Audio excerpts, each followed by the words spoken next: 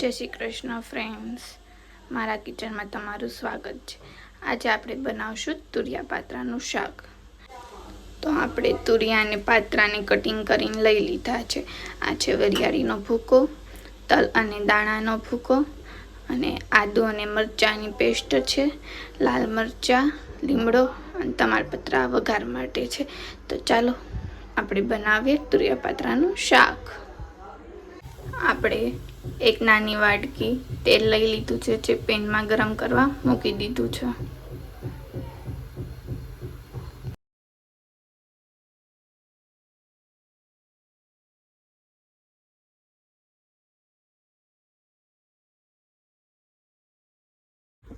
તમે જોઈ શકો છો તેલ ગરમ થઈ ગયું છે। તેમાં આપણે જીરું નાખી દઈશું, લીમડો નાખી દઈશું, મરચાં અને તમાલપત્ર નાખી દઈશું।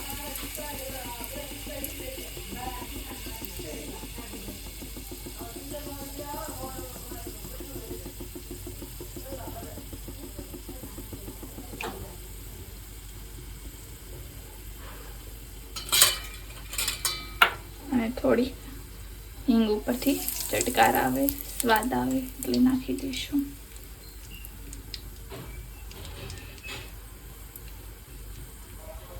હવે આપણે આમાં તુરિયા નાખી દઈશું।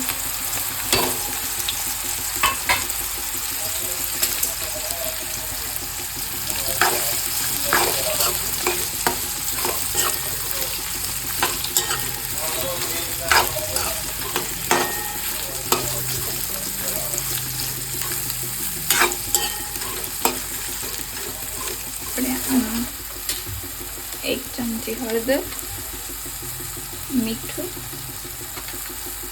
2 ચમચી નાખી દઈશું।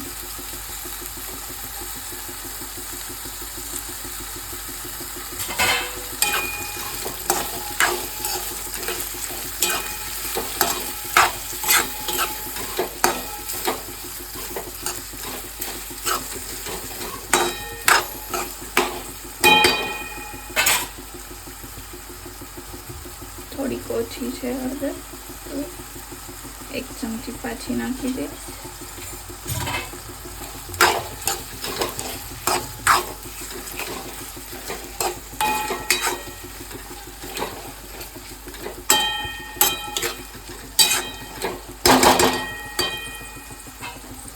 હવે આ પાકવા દઈશું એટલે આપણે થોડી વાર માટે ઢાંકી દઈશું।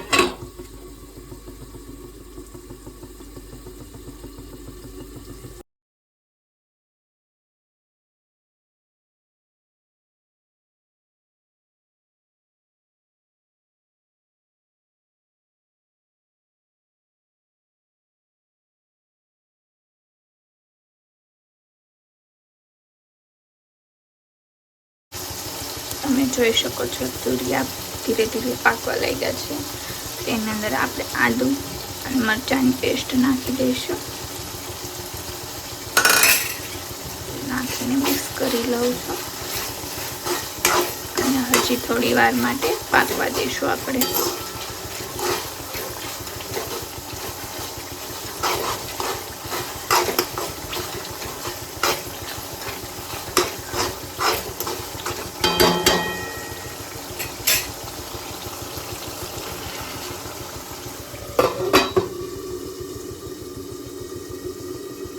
તમે જોઈ શકો છો તુરિયા પાકી ગયા છે। તેની અંદર આપણે હવે પાત્રા જે કટિંગ કરેલા છે તે ઉમેરી દઈશું।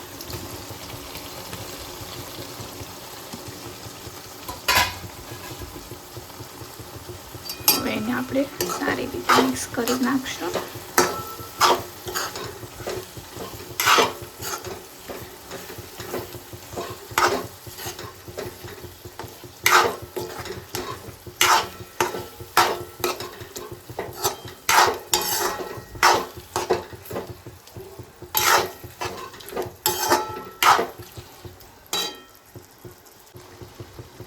સારી રીતે મિક્સ કરી પછી આમાં આપણે થોડું પાણી નાખી દઈશું। થોડુંક જ નાખવાનું છે, બહુ વધારે નાખવાનું નથી।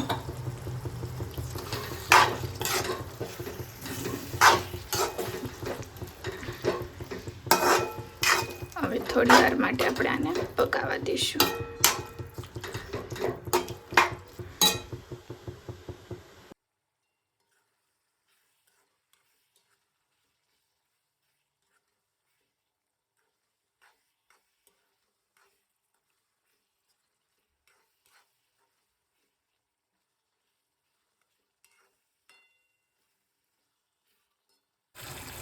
જુઓ ફ્રેન્ડ્સ, થોડી વાર 1 મિનિટ માટે પકાવવા દીધું અને મસ્ત સ્મેલ આવી રહી છે. હવે આપણે આની અંદર થોડી વરિયાળી નાખી દઈશું અને તલ અને દાણાનો ભૂકો નાખી દઈશું, જેથી ગ્રેવી થોડી બને.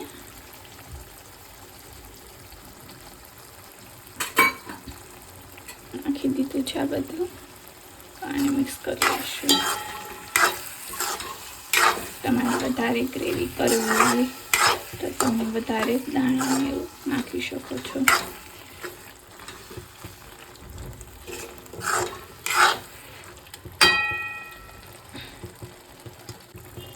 તમે જોઈ શકો છો, મેં થોડી વાર પકાવવા માટે મૂકી દીધું હતું, તો અંદર જે સારી રીતે પાકી ગયું છે, જે તેલ હોય તે બધું છૂટું પડી ગયું છે. હવે આપણે આની અંદર નાખી દઈશું 1 ચમચી ખાંડ. અને જો તમારે લીંબુ ઉમેરવું હોય તો તમે નાખી શકો છો. હું લીંબુ નહીં નાખું અને ખાંડ પણ તમે સ્કીપ કરી શકો છો. તો મિક્સ કરી લઈશ.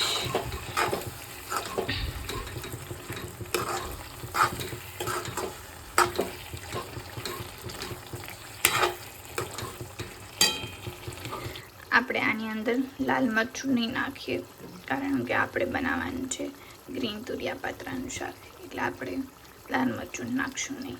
અને મીઠું તમે ઓછું લાગે તો ફરીથી તમારે નાખી દેવું. હવે નાખી દઈશ થોડાક ધાણા, અને તમારે લીલું લસણ હોય તો તમે નાખી શકો, નહીં ન નાખવું હોય તો પણ ચાલે.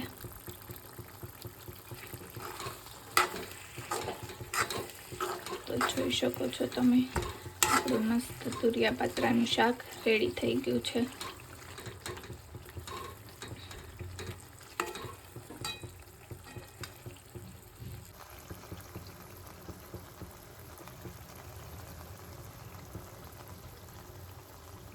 જો ફ્રેન્ડ્સ, આપણું ચટાકેદાર તુરિયા પાત્રાનું શાક રેડી છે.